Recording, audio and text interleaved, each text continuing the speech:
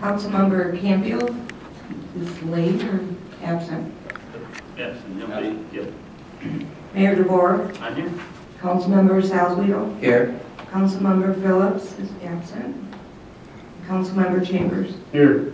Okay, now we'll look for someone to approve the agenda for the committee of the whole. Do we have to excuse our Yeah. absence first? Both of them, yeah. Okay. I'll make a motion to excuse Campier Phillips absent this week. I'll second. Okay. Teresa? Mayor DeVore. Yes. Councilmember Salzweedl. Yes. Councilmember Phillips is absent. Councilmember Chambers. Yes. Councilmember Canfield is absent. Now to the approval of the agenda. I'll make a motion, we approve the agenda as written. I'll support. Discussion or changes? Teresa?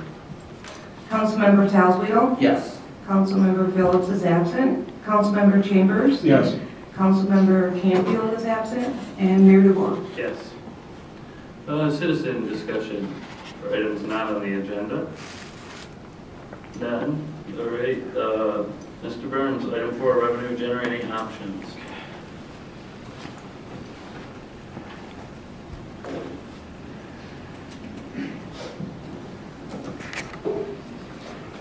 Good evening, Mayor, City Council.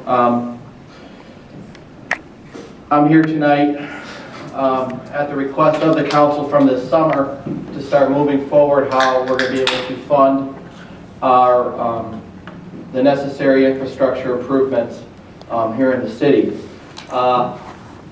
As you're all aware right now, we are currently working on the SAW grant, and we're getting all the information that we have in place to put a plan together. Hopefully later this year we'll have that information and we can start moving forward with a plan. However, obviously the biggest issue is, well, how are we going to pay for this? We're looking, I don't have a dollar amount off the top of my head, but if I had to estimate what we need to do over the next 5 to 10 years, you're probably looking somewhere in the range of $20 million easy. Maybe more, maybe less, I don't know. But if you look through our infrastructure throughout the city, we've had very little improvements to the system in 40 years, and not to lay blame or anything, but the can has been kicked so far down the road that it's pretty much in the river now, and we need to start thinking more strategically on how to do this. So with that, I'm going to kind of talk about my methodology. What I did for the last, I would say throughout the summer months and up until probably last couple of weeks, I've been putting different models in place and researching this issue quite extensively as to a starting point as to where we can go with this as we move forward. So some things you need to know about the city of Lowell. You probably know most of these, some of them you may not, but a lot of our information we can get from the census. The American Fact Finder webpage through the Census Bureau provides tremendous information, and matter of fact, a lot of my analysis that you see here tonight was based off the information for the city from the census data from this site. So if you look at the 2016 census estimate, they estimate 4,044 people here in the city limits. There is 1,541 housing units in the city, and there's 1,437 occupied units, which you would consider households. Of those, 906 of them are owner-occupied. And in 2017, the median home value in the city of Lowell is about $117,000. It's approximately a 16% increase from 2015. If there was a new property transaction in 2017 under Proposal A with that median home value, if you just took the median home value, the taxable value would be a little over $58,000, and if you calculated that to what city taxes would be paid, your taxes would be $917.64.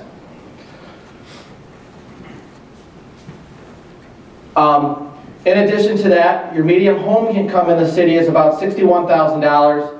If you did household income on the mean, it's about $64,952. So if you took the 1,437 households in the city and you multiplied that by the median household income, you would have a total amount of household income in the city of just over $88 million. And if you did this on the mean, you'd have roughly about $93 million.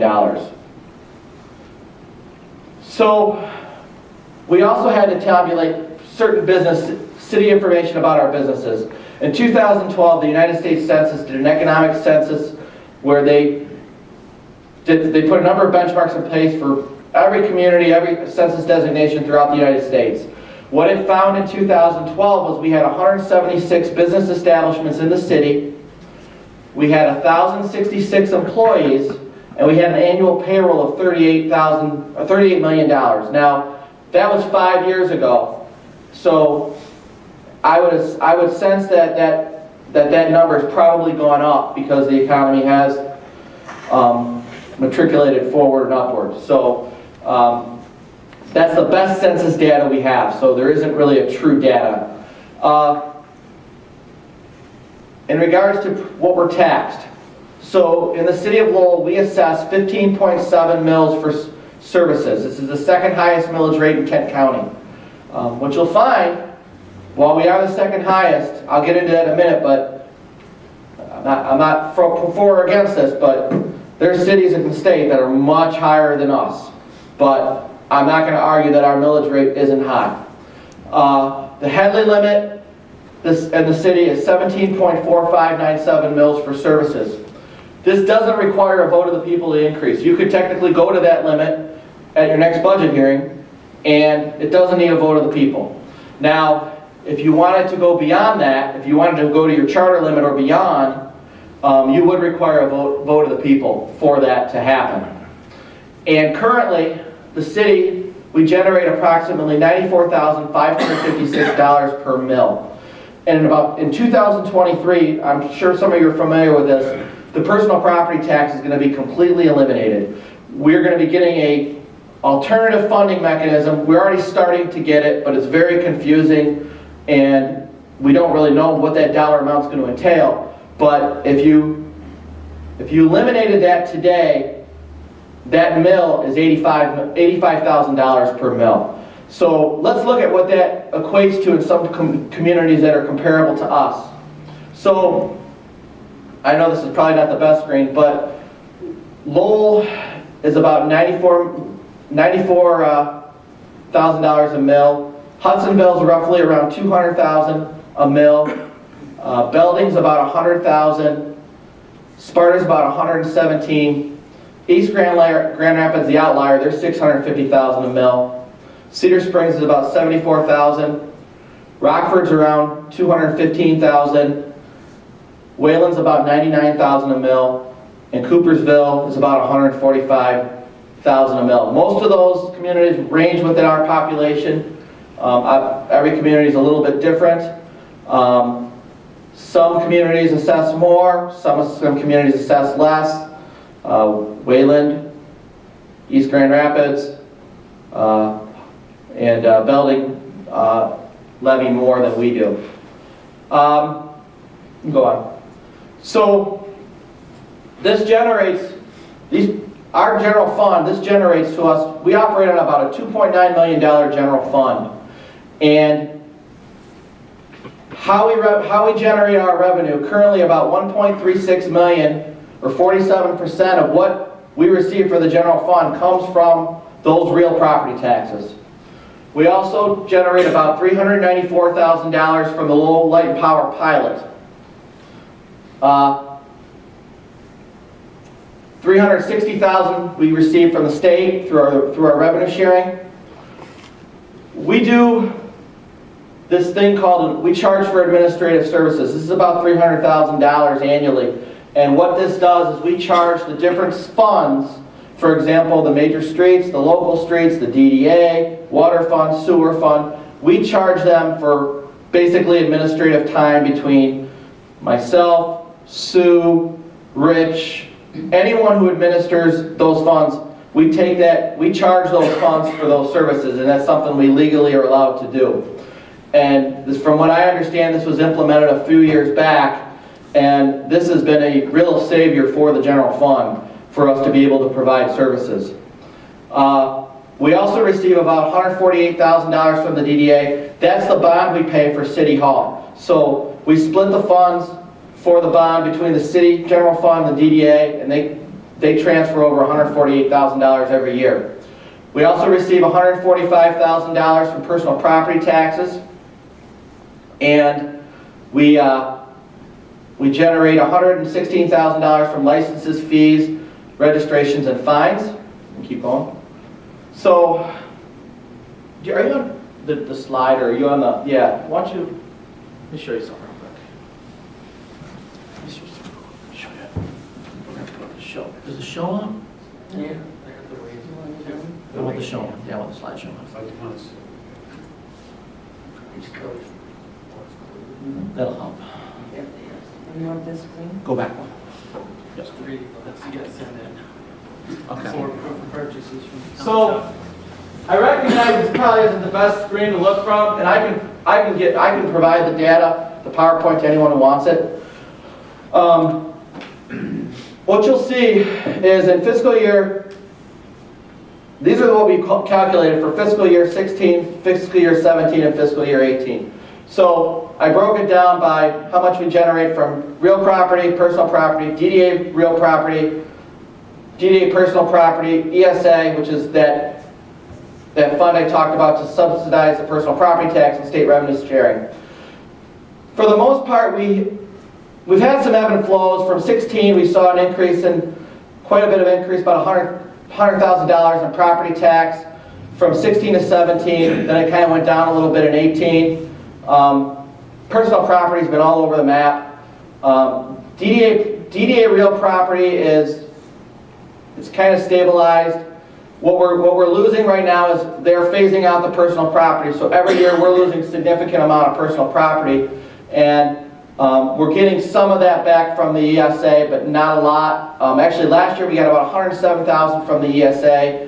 This year we're only projected at about $40,000, and the state revenue sharing is held a lot. So one of the things I probably want, if I should have reflected back on the last slide, was one of the issues we have here is our values. While we may have a high millage rate, our values are low in comparison to many of our neighboring communities. And since property tax is based off value, that has an impact as to what our revenues are, especially when it comes to real property tax. So if we go on to the next page, so if you just look at that pie graph, what you know, we just broke it down on a pie graph as to what that was, and as you can see, obviously the largest two chunks are the real property and the light and power.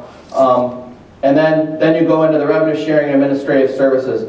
Between those, that's roughly close to 80% of what we generate in order for us to provide services to the city. So if you keep going, so how do we spend this money? We get the $2.9 million. How are we spending it? So $770,000 of this goes to the police, 25% of the budget. And that's $36,000 of that is offset by fines and fees that they charge and receive. But that's our largest portion of the budget. We also contribute we also spend $302,000 for DPW, $211,000 for the Treasury Department, $171,000 for expenses at City Hall, $162,000 for the parks, $127,000 for clerks, elections, our contribution to the fire authority of $125,000, $124,000 for the cemetery, $110,000 for city manager, $86,000 for the library. They do get some money from KDL for them. $54,000 for our assessor, $42,000 for the museum, $40,000 for the attorney, planning, $32,000, economic development, city council. So our money we spread it around quite a bit, and really at the end of the year, there's not a lot of money at the end of the year for us. In addition, we also transfer annually about $180,000 to our local streets. That's basically to maintain the streets that we have that are considered local streets. We also transferred $35,000 to the equipment fund. We contribute $296,000 basically to the bond debt fund, that's to pay the bond debt, and $31,000 for data processing. What we do there, it's a fund accounting measure where we charge different funds for the cost for the data, for our computer system to operate all of our internal computer data processing operations. So if you look at the pie chart, I know it's kind of hard to see, but the two big costs for the city are Public Works and the police, but also 10% goes to the bond. When does that expire? When are we done paying that bond? I believe 2032. Okay. So we have quite a bit of time when we're making that payment. And it's going to be about the same amount every year throughout the life of that bond. So,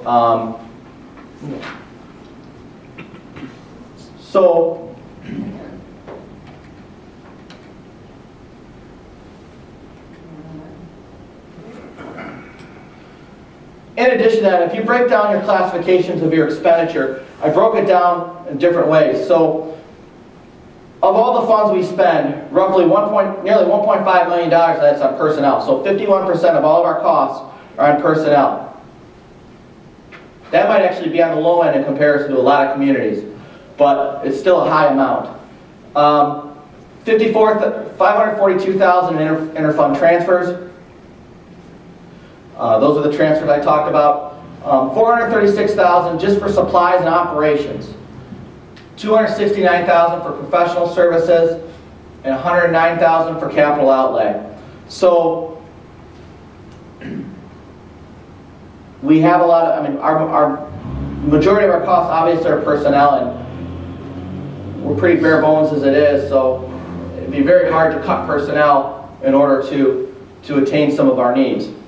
So that's just a pie chart as to what it is. So just kind of even elaborate, we do have some infrastructure enterprise funds. We have the water fund, end of the year fund balance for the end of last fiscal year was about $828,000. We'll generate about $2.9 million in revenue. We'll also get a $1 million bond. We're going to generate about, we're going to have about $2.4 million in expenditures, and fund balance at the end of the year is projected roughly around $430,000. And we also have the wastewater fund. On July 1st, there was a fund balance of $2 million. A portion of that was available bond funds. Our proposed revenue is about $2.5 million. Proposed expenditures about $1.5 million. We'll have a fund balance of about $1.5 million at the end of the year as projected. Some things to know about is that no enterprise funds in our city can be used for our storm sewer. We cannot use the wastewater fund for the storm sewer unless there's an inflow and infiltration issue. Otherwise, that's general fund dollars we're paying to address our storm sewers, and we have a number of issues with our storm sewers throughout the city. And so we are subsidizing that with the general fund. We also have local and major streets. We receive approximately $280,000 in Act 51 funds. With the change in the gas tax laws, we're going to see some increase in that over the next 5 years. Probably about $60,000 a year. Next couple of years is what I understand the estimates to be, but that can always change. So of that $280,000, we take $80,000 of that automatically and put that to local streets. And the remaining $200,000 in funds, that funds all major street activities and is revenue source for all major street functions this year. As I said, the general fund subsidizes $180,000 of local streets annually, and this year we didn't make any subsidization of major street funds in fiscal year 18 by using the general fund. There was also a $100,000 transfer the year prior to fund the Jefferson Street construction. This is an interesting slide. It's hard to see, obviously, but I'm going to explain it to you. So, what this shows is, this shows from 2000 to 2017. And what it shows is the median home value, shows the median taxable value, and the median property tax paid to the city. Now, I'm not talking about any taxes that are paid to any other entity. I'm only talking about what the city receives. So, in 2010, if I bought a home in 2010 in the city, my median home value at that year was $120,400. Then in 2011, it dropped to $111,000. Following year, $105,000. Following year, $99,800. Following year, $97,100. So in a matter of 5 years, that home value dropped nearly $23,000. Taxable value went down in that time period roughly $12,000. So in 2015, 2016, and 2017, we've seen upticks in the median home value. So in 2015, we went up about $3,000 to $100,000. And then in 2016, we went to $108,000, and we went to $117,000 median home value this past year. So what I'm getting to is the median property tax paid to the citizen by the resident, by the homeowner. So in 2010, that median homeowner, now this is Proposal A taking into place, that they own the home throughout the entire time. So in 2010, they spent they paid $952.97 in taxes to the city. Every year, that tax went down drastically to the lowest point in 2014, where the tax you paid to the city was $762,000. I'm sorry, $762.24. So in that 5-year period, that median property tax payer paid $200 less to the city. So now we're seeing substantial increases in property value. Because of Proposal A, we can only assess increases in property either by 5% or the rate of inflation, which is less, whichever is less. We're only seeing about, from 2014 to 2017, we've seen about a $20 increase in taxes, roughly about $10 the first year, $2 the following year, and about another $7 the year after that. So with Proposal A, our inflation rates are roughly like 1.01%.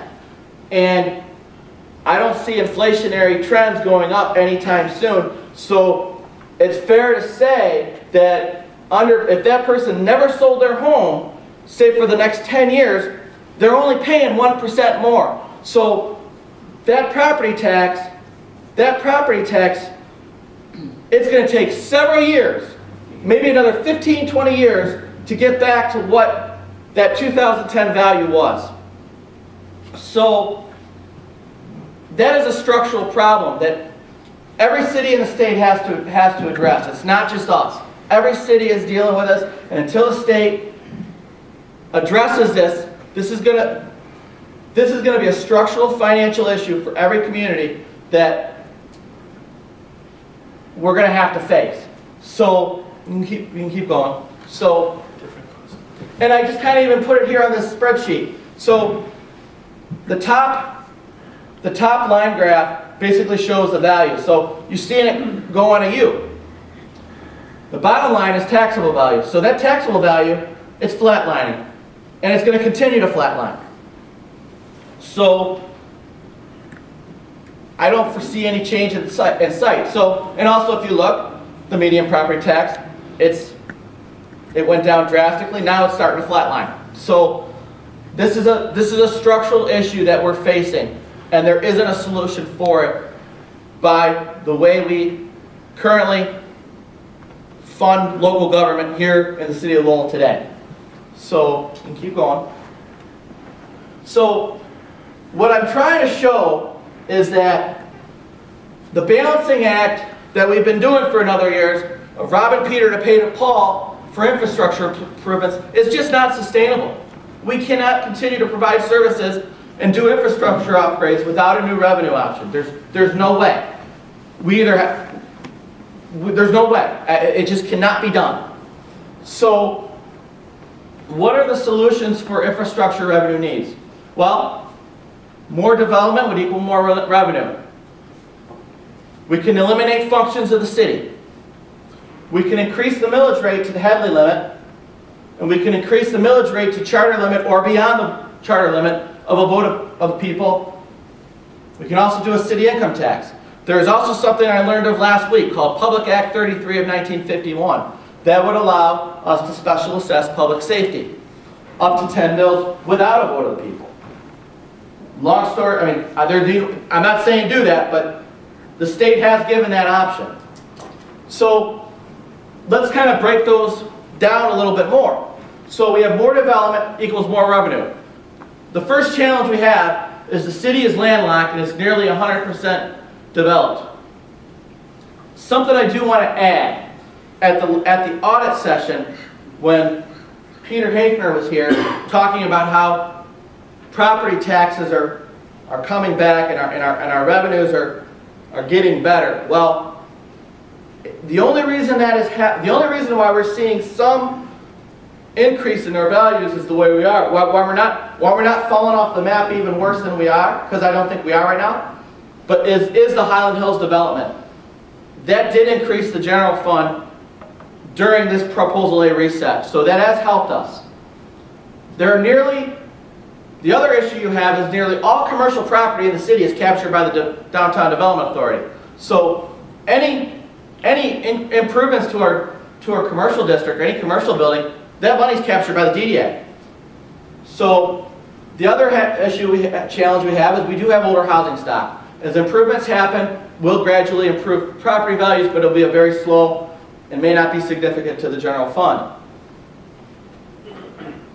You could consider eliminating city services.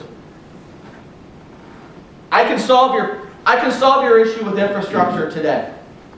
It would be to eliminate your police department and do what the townships do, where they just rely on the state police and the non-contracted sheriff patrols and rely on county taxes to fund sheriff and don't contract. We can do what they do. I have to understand something though, the road patrol of a sheriff's department is not a constitutionally mandated function of the sheriff, and you roll that dice, and I'm not saying do it, but if you roll that dice, that could come back to you. If you eliminated city services, the impact on eliminating police department, there would be no immediate response to calls for service. I'll have Steve elaborate. Where's the normal closest car on a normal shift? Cascade and 28th or downtown Ada. So, And they pay for a car, so they're not going to send that car. but the general contract cars, Cascade. but I mean, they're usually in Cascade. So, they're nowhere near here. So, the impact on that is there's no immediate response to calls for service. There's no code enforcement. There's no institutional knowledge of the community. Now, you could contract with the sheriff. I would say it's a minimal reduction in cost. The only benefit is loss of liability and future retirement costs. But you are paying in cost remuneration for those deputies. They are charging you for that. And you still have to address code enforcement, because the sheriff won't do it. And I can attest to this personally.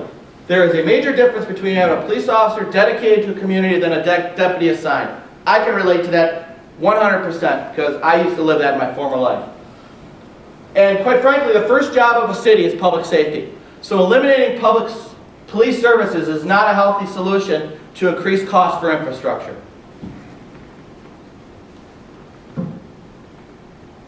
You could increase the millage rate to Headley limit. This doesn't require a vote of people. It's simply a city council resolution. This would be an increase of 1.75 mils, approximately. This is minimal impact to infrastructure needs, but would address DPW and staffing needs. We're going to be talking about that in March at the Committee of the Whole meeting, some of our staffing issues with DPW and police, but we're not going to talk about that tonight. That would make us the highest millage rate in Kent County.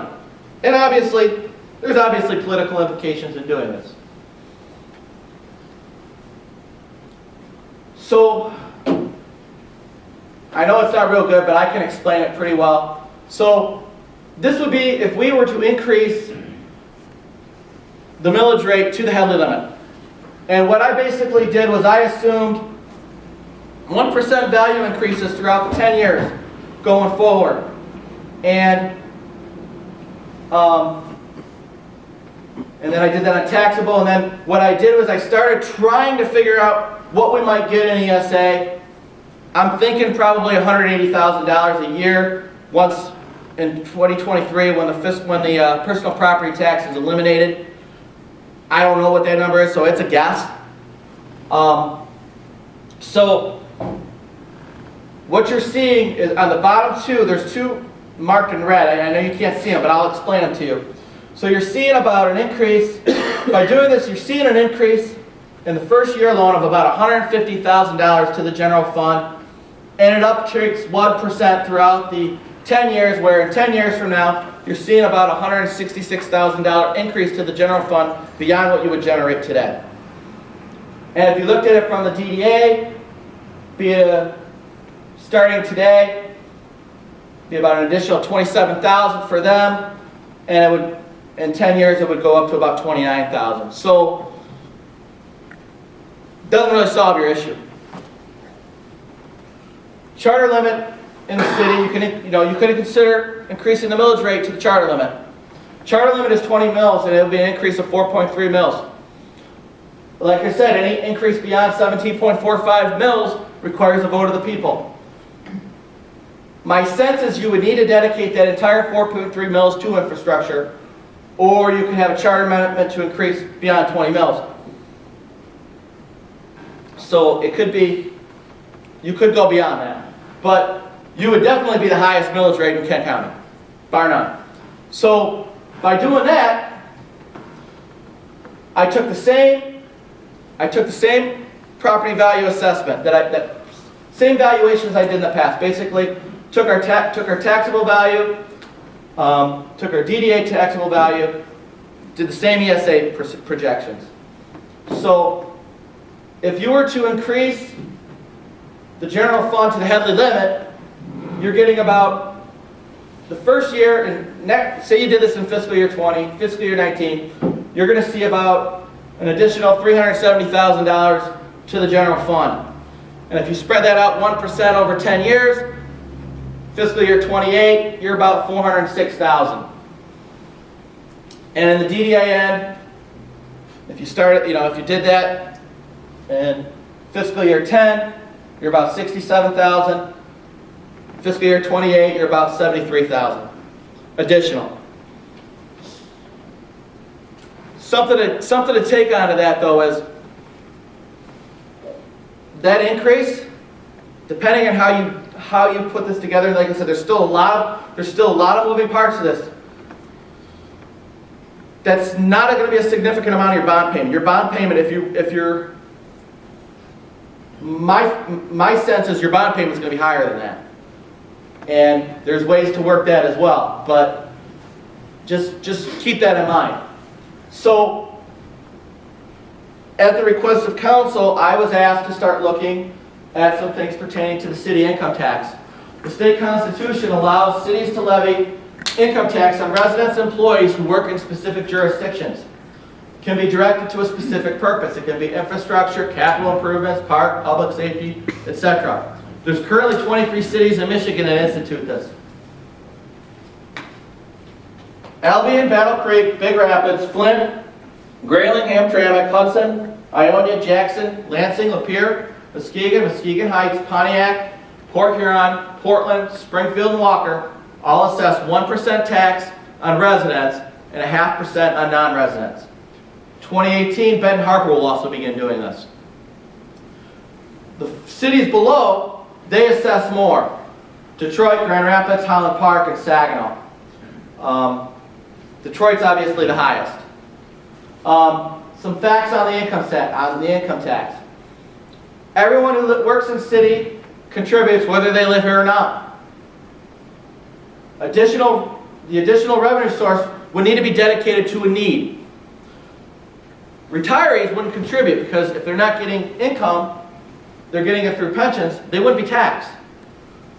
And there would be no Headley or proposal A restrictions by doing this. Some concerns with the income tax. It's very difficult to forecast.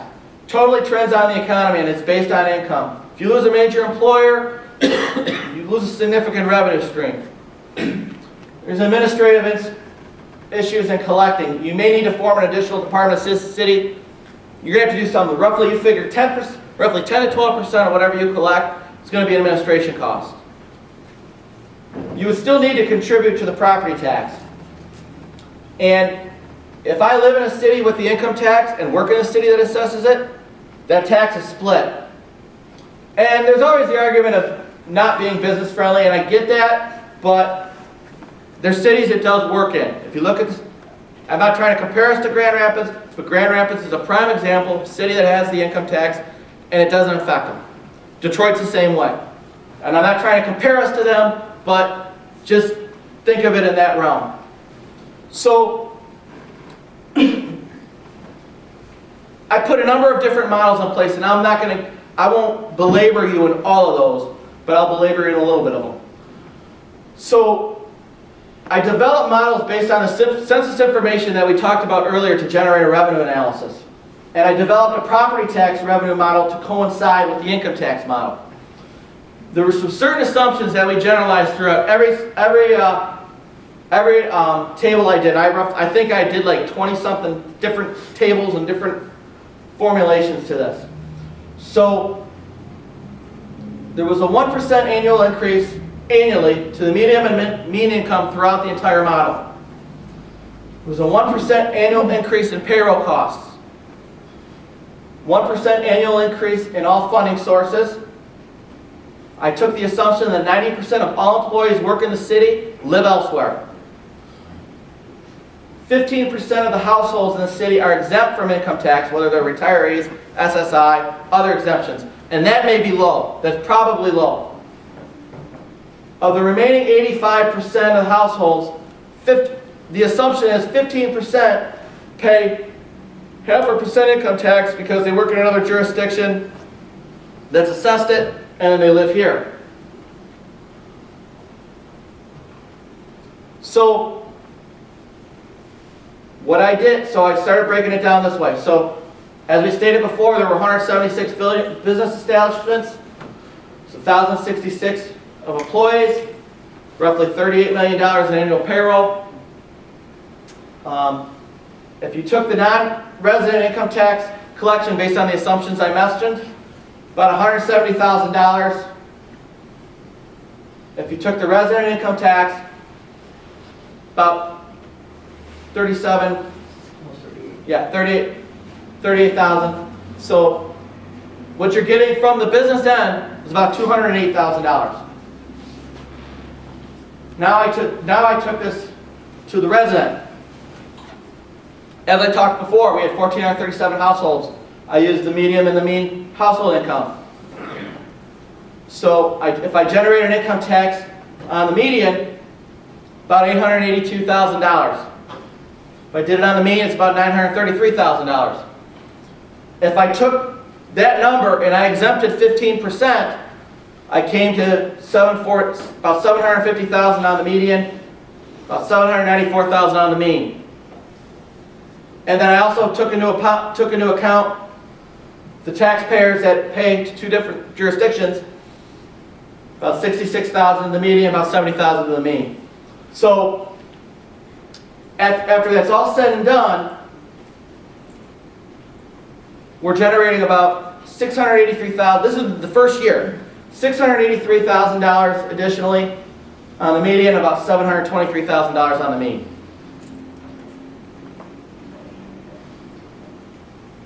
So I broke that down. So if you combine the businesses and the residents on the median, a little over $1 million. Do it on the mean, about $1.1 million. That's taking the businesses and the residents, putting them together. And then take all those deductions in place and put it on the median. Yeah.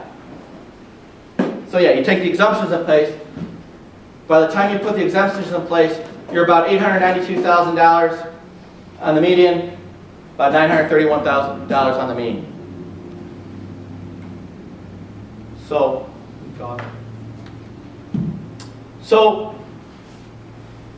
I created a 10-year model beginning in fiscal year 19.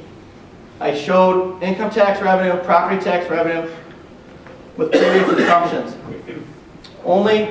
I only showed revenue including income tax, property tax, revenue sharing, ESA, I didn't include the pilots, administrative services, bond transfer, any of that other stuff. I just focused on the main revenue generators. So, I'm going to be very hard to explain this, but the red numbers are what really are the center of attention. So, if you took your general fund, and your income tax, you took your income tax and your general fund revenue, today, if you just took into account what you generated for real property tax, personal property tax, I'm not even going to include the DDA stuff, state revenue sharing, and the mean and medium income taxes. So the first year, if we didn't assess this until, if we did this year, well, the first year we wouldn't assess it. We wouldn't assess, this model doesn't show an assessment until fiscal year 20. So in fiscal year 19, you're getting about $1.8 million in general fund. Add the income tax in fiscal year 20. About another $1 million. So you're about $2.7 million, and then you add 1% every year to that. So, 10 years out, you're generating about $2.8 million in total funds to the city on the median, about $2.9 million on the mean. So, you can go on. So, why wouldn't you implement this? Why can't we just do this today? Well, first off, like I said, you need a vote of the people. We need a charter amendment allowing the income tax. Next question you have is, how do you sell this with the second highest millage rate in Kent County? My only suggestion would be to reduce the millage rate. I've evaluated reducing the millage rate. However, a couple concerns I had. It has to be done in a way that we don't paralyze the general fund. And the other concern I have is depleting revenue to the Downtown Development Authority. Their revenue is going down. And if you start pulling millage, it's going to have a tremendous effect on them. And the biggest concern, more than anything else, is that bond debt. So I did a reduction model for the millage rate. Created revenue models to fiscal year 30, where I continued to show just a 1% increase in all revenues and incomes. The income tax implemented in fiscal year 20, and I began reducing the millage rate in fiscal year 21.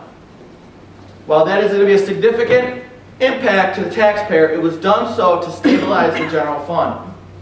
I put models together that show income tax revenue and reducing the millage rate 2 mills, 3 mills, 4 mills, and 5 mills. And I also put models in place that showed impact to the general fund, DDA fund, and impact on the median taxpayer. So when I put the models together for these different millage reductions, I did the 2 mil over a 4-year and a 5-year trend. I could have probably done a 2-year trend, but I didn't. The 3-year reduction, 3 mil reduction, I did over a 3-year, a 6-year, and a 10-year. The 4-year I did over a 4-year, a 5-year, and a 10-year. And then reduction over 5 and 10 years for the 5 mil model. My thought process as I keep going was, I don't want to paralyze the general fund. That's the most important thing. If we paralyze the general fund, we've done a tremendous disservice. So this is going to be really hard to show you, but so you know what? I'll tell you when to stop. Just keep going. Go until you get to 5 mils.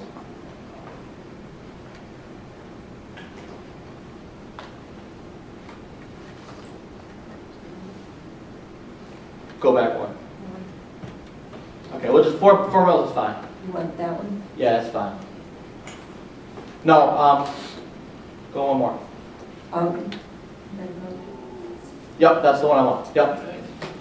Okay, so what this did, and I apologize, this isn't the best audio visual, is we did an impact on the medium homeowner, and we reduced the millage rate by we did this continuous taxable value increase, but we reduced the millage rate by 1 mil annually from fiscal year 21 to fiscal year 24. This is a 4 mil reduction. So the first year,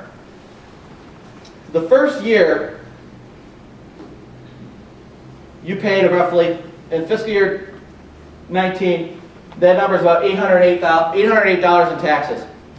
With the city income tax the following year, that median tax payment went up $646. So about $1,446 a year. The following year, the following 5 years, that payment went down roughly somewhere between $37 to $40 a year for those 4 years. Add a 5th year, probably another $40. So roughly your payment